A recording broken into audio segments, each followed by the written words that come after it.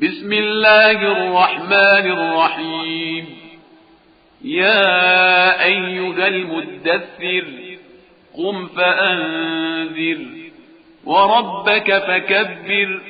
وثيابك فطهر والرجز فاهجر ولا تمنن تستكثر ولربك فاصبر. فإذا نقر في الناقور فذلك يومئذ يوم عسير على الكافرين غير يسير. ذرني ومن خلقت وحيدا وجعلت له مالا ممدودا وبنين شهودا ومهدت له تمهيدا ثم يطمع أن أزيد كلا إنه كان لآياتنا عنيدا. سأرهقه صعودا إنه فكر وقدر فقتل كيف قدر ثم قتل كيف قدر ثم نظر ثم عبس وبسر ثم أدبر واستكبر فقال إن هذا إلا سحر يؤثر إن هذا إلا قول البشر. سأصليه سقر وما أدراك ما سقر لا تبقي ولا تذر لواحة للبشر عليها 19. وما جعلنا أصحاب النار إلا ملائكة وما جعلنا عدتهم إلا فتنة للذين كفروا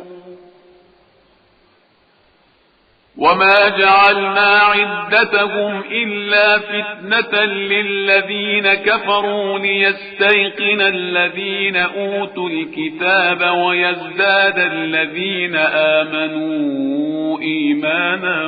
ولا يرتاب الذين أوتوا الكتاب والمؤمنون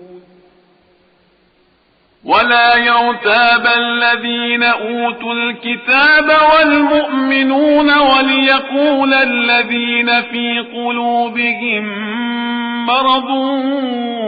والكافرون ماذا أراد الله بهذا مثلا كذلك يضل الله من يشاء ويهدي من يشاء وما يعلم جنود ربك إلا هو وما هي إلا ذكرى للبشر. كلا والقمر والليل إذ أدبر والصبح إذا أسفر إنها لإحدى الكبر نذيرا للبشر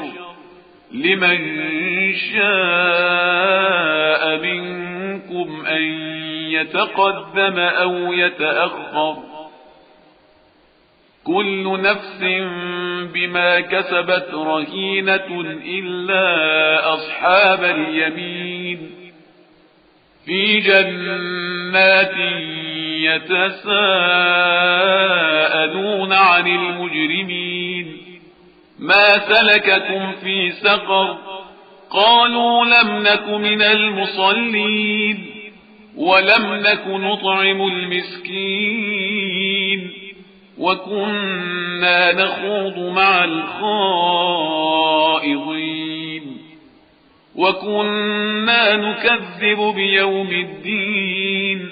حتى أتانا اليقين فما تنفعهم شفاعة الشافعين فما لهم عن التذكرة معرضين كأنهم حمر مستنفرة فرت من قسورة بل يريد كل امرئ منهم أن يؤتى صحفا منشرة كلا بل لا يخافون الآخرة كلا إنه تذكرة فمن شاء ذكره وما يذكرون إلا أن يشاء الله هو أهل التقوى وأهل المغفرة